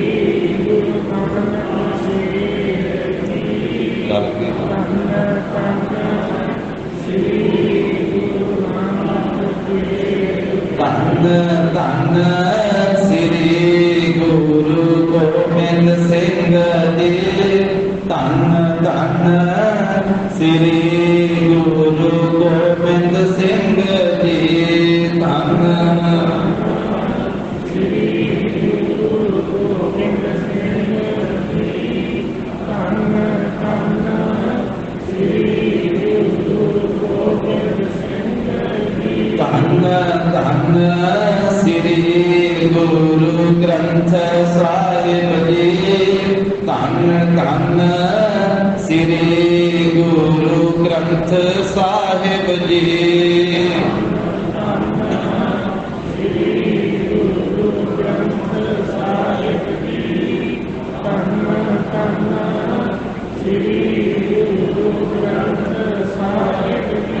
हे गोविंद हे गोपाल हे दयाल लाल श्रान नाथ अनाथ सखे दीन दर्द हे समरथ अगम पूरन मोहे मया तार अंध कूप महाभयान नानक बारे उदार आए भक्त शरणागति कृपा निध दयाल एक अक्षर हर मन बसत नानक रूप निहाल कथा निदा तत होत है सुनबो सिंह सुजान नानक गुर गोविंद सिंह जी सदा करे नानक गुर गोविंद सिंह जी सदा करे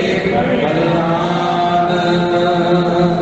वाहिगुरु जी का खालसा वाहिगुरु जी की फतेह। सत श्री अकाल। वाहिगुरु जी का खालसा वाहिगुरु जी की फतेह।